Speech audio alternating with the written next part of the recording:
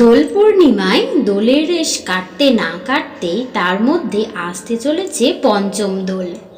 প্রতি বছর দোলযাত্রার ঠিক 5 দিন পরেই পঞ্চম দোল পালন করা হয়। তো কেনই বা পালন করা হয় এই পঞ্চম দোল? এই পঞ্চম দোলের পিছনে কি বা রহস্য লুকিয়ে রয়েছে, সেই বিষয়ে আজ আমরা সবিস্তার আলোচনা করব। তো সকলকেই স্বাগত জানাই আমাদের সনাতন ধর্মীয়মূলক চ্যানেলে।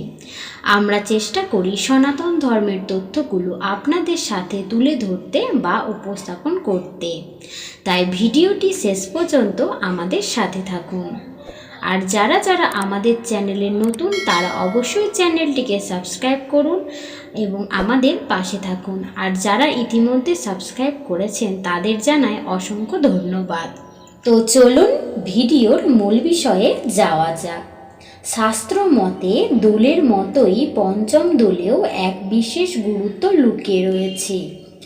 এই পঞ্চম দোল কথাটির মধ্যে অনেক তথ্যই লুকিয়ে আছে। তা হল ধর্ম, অর্থ, কাম ও মোক্ষকে ছাপিয়ে পঞ্চম পুরুষার্থ প্রেমকে স্বীকৃতি দিয়েছিলেন মহাপ্রভু শ্রী চৈতন্যদেব। কারণ এই প্রেম শ্রীকৃষ্ণের মাধুর্যের আস্বাদন করায়, যাকে বলা হয় ভক্তিভেদে ও রতিভেদে পঞ্চপ্রকার, যেমন শাস্ত্ররতি, দাস্যরতি, সখ্যরতি, বাৎসল্যরতি ও মধুররতি। বাংলার দোলে রাধাকৃষ্ণের চেয়ে বেশি মাত্রায় রয়েছে শ্রী চৈতন্যদেব। শ্রী চৈতন্য মহাপ্রভুর জন্মতিথি হল দোল পূর্ণিমা।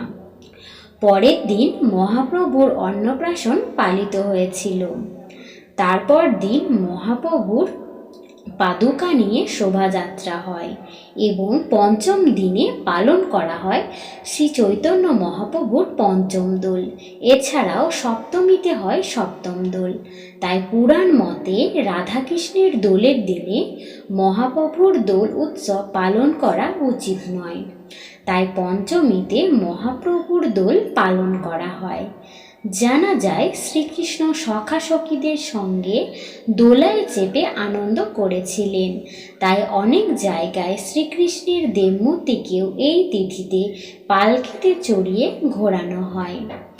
নদিয়ার নবদ্বীপে মহা ধুমধামের সহিত এই পঞ্চম দোল পালন করা হয়। তো আজকের এই পর্বটি এখানেই সমাপ্ত। যদি ভিডিওটি ভালো লাগে অবশ্যই কমেন্টে হরে কৃষ্ণ লিখতে ভুলবেন না।